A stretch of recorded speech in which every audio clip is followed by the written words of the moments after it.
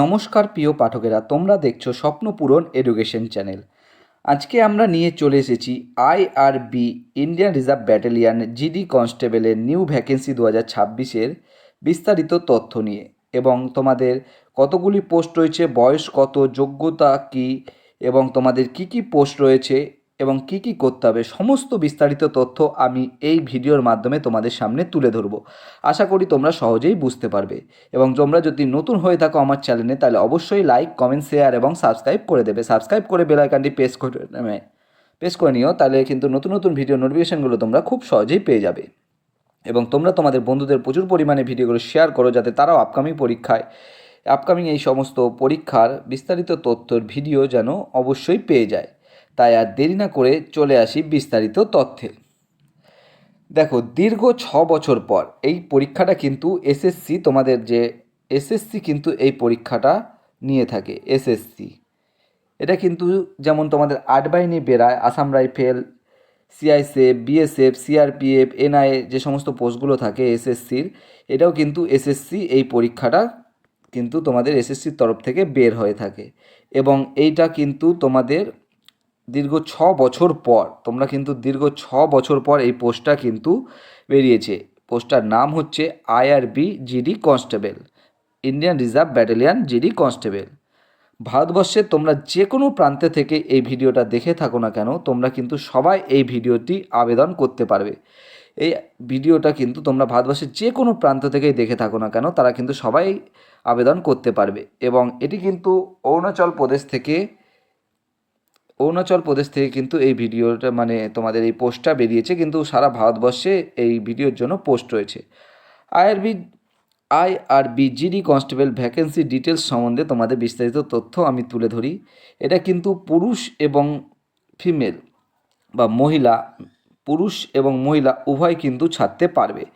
এই Indian reserve ব্যাটালিয়ানটা কিন্তু পুরুষ এবং মহিলা উভয় প্রার্থী কিন্তু ছাড়তে পারবে। এবং দেখো, ইম্পর্টেন্ট ডেটস হচ্ছে তোমাদের কবে থেকে তোমরা ফর্ম ফিল আপ করতে পারবে এবং লাস্ট ডেট কবে, সেটা কিন্তু অবশ্যই দেখে নাও। এখানে কিন্তু দেখো, তোমাদের স্টার্ট হচ্ছে, ফর্ম ফিল আপ হচ্ছে 23শে মার্চ। এই মাসে 23শে মার্চ থেকে কিন্তু ফর্ম ফিল আপ শুরু হবে এবং লাস্ট ডেট কিন্তু 10ই এপ্রিল কিন্তু তোমাদের লাস্ট ডেট। এবং এটা কিন্তু তোমরা অনলাইনে অ্যাপ্লাই করতে পারবে, অনলাইনে কিন্তু এই ফর্মটা অ্যাপ্লাই করতে পারবে। দীর্ঘ 6 বছর পর কিন্তু এই পরীক্ষাটা তোমাদের কিন্তু আবার নেওয়া হচ্ছে এসএসসির তরফ থেকে। এই পরীক্ষার জন্য যোগ্যতা কিন্তু লাগবে তোমাদের, দেখো, এই পরীক্ষার জন্য যোগ্যতা মাধ্যমিক পাস, এবং অ্যাপ্লাই করতে হবে অনলাইনে। এবং বয়স কিন্তু থাকবে তোমাদের, দেখো, 18 থেকে 32 বছর। তাই তোমাদের কিন্তু অনেকেই যারা এই বর্দি পড়ার শখ আছে, যারা বর্দি পড়ার প্যাশান করে থাকো, তারা কিন্তু সবাই দেখে নাও, বয়সটাও কিন্তু 18 থেকে 32 করা হয়েছে তোমাদের। এবং টোটাল ভ্যাকেন্সি দেখো রয়েছে, টোটাল ভ্যাকেন্সি সংখ্যা কিন্তু রয়েছে 984টা। টোটাল ভ্যাকেন্সি আছে 984টা। এটা কিন্তু অনেকটাই ভ্যাকেন্সি, কিন্তু বেশিরভাগ ভ্যাকেন্সিটা কিন্তু অরুণাচল প্রদেশের জন্যই আছে। তো এবং সমগ্র ভারতের জন্য কিন্তু অরুণাচল প্রদেশ বাদে যা সমস্ত স্টেটগুলি রয়েছে, তার সম্বন্ধে কিন্তু খুবই কম ভ্যাকেন্সি রয়েছে। এবং এই ভিডিওর বিস্তারিত তথ্য বা নোটিফিকেশান তোমরা কোথায় পাবে, সেটা কিন্তু আমি আমার ডেসক্রিপশনে দিয়ে দেবো।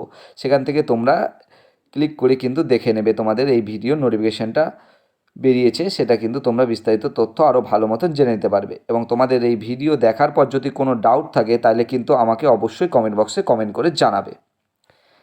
দেখো, কি কি পোস্ট রয়েছে, যে সমস্ত পোস্টগুলো রয়েছে সেগুলো তোমরা দেখে নাও। দেখো, কনস্টেবল আইআরবিএন, এটার জন্য কিন্তু শুধু মাধ্যমিক পাস করে থাকলেই হবে। এবং এর জন্য কিন্তু হাইট লাগবে তোমাদের 165 সেমি। এবং তোমাদের ফিজিক্যাল কিন্তু করতে হবে, দেখে নাও, ফিজিক্যালটা করতে হবে 100 মিটার 16 সেকেন্ডে এবং 1500 মিটার 8 মিনিটে। এবং টোটাল ভ্যাকেন্সি থাকবে এটার কিন্তু 236টা। এটা কিন্তু শুধুমাত্র মেল ক্যান্ডিডেট জন্য, এটা কিন্তু শুধুমাত্র মেল ক্যান্ডিডেটরাই ফিল আপ করতে পারবে, ফিমেলরা কিন্তু এই পোস্টটা কিন্তু অ্যাপ্লাই করতে পারবে না। পরবর্তী পোস্টটা তোমরা দেখে নাও, ব্যান্ড বা বাগলার। এটাই কিন্তু দেখো, যারা ব্যান্ড বাজায়, তোমরা দেখেছো না, ব্যান্ড যেগুলো বাজায়, তাদের কিন্তু এটা পোস্ট আছে। এটার জন্য কিন্তু মাধ্যমিক পাস প্লাস হচ্ছে তোমাদের কিন্তু এর জন্য কিন্তু এক্সপিরিয়েন্স লাগবে এবং টোটাল ভ্যাকেন্সি আছে 47টা এবং এর সমস্ত পোস্টগুলোই কিন্তু লেভেল থ্রির কিন্তু পোস্ট, যতগুলো পোস্ট আছে কিন্তু সব লেভেল থ্রির। পরবর্তী পোস্ট তোমরা দেখে নাও।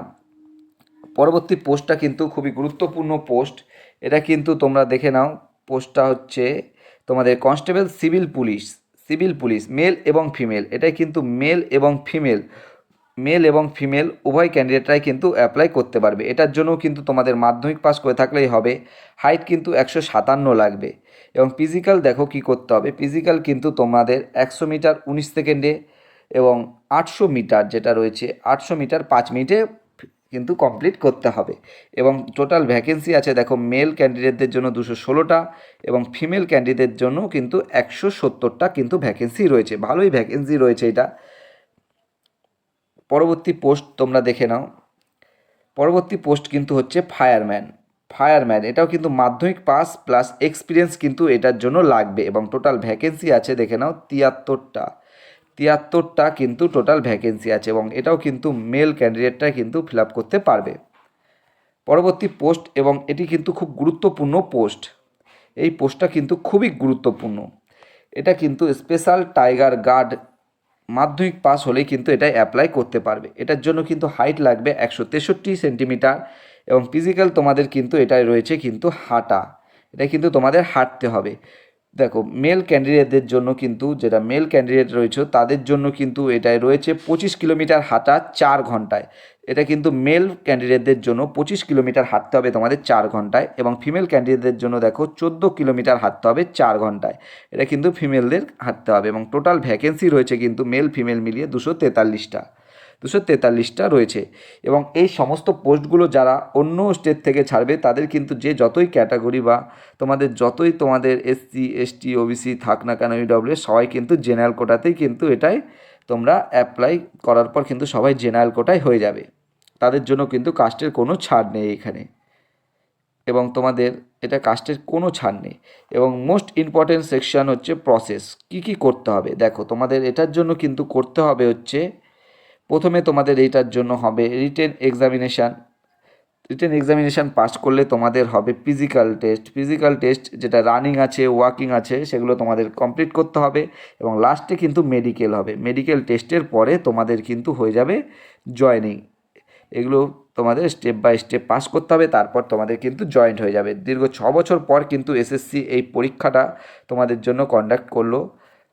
আশা করি তোমরা সবাই বুঝতে পেরেছো এবং তারও যদি সমস্যা থাকে, যদি না বুঝে থাকো অবশ্যই আমাকে কমেন্ট বক্সে কমেন্ট করে জানিও, আমি তোমাদের সহজেই সেটা বলে দেবো। এবং এই ভিডিওর নোটিফিকেশানটা কিন্তু তোমরা আমার ডেসক্রিপশান বক্সে লিঙ্কটা দিয়ে দেবো, সেখানে ক্লিক করে কিন্তু দেখে নিতে পারবে এবং তোমরা কিন্তু ভালো মতন দেখে নাও। তোমাদের কিন্তু ফর্ম ফিল আপের লাস্ট ডেট এবং ফর্ম ফিল আপ কবে থেকে শুরু হচ্ছে সেগুলো কিন্তু অবশ্যই দেখে নাও। এবং আমার চ্যানেলে যদি তোমরা নতুন হয়ে থাকো এবং আমার ভিডিও যদি তোমার ভালো লেগে থাকে অবশ্যই আমার চ্যানেলটি লাইক কমেন্ট শেয়ার এবং সাবস্ক্রাইব করে দিও। সাবস্ক্রাইব করে বেল আইকনটি প্রেস করে নিলে নতুন ভিডিও নোটিফিকেশানগুলো তোমরা খুব সহজেই পেয়ে যাবে।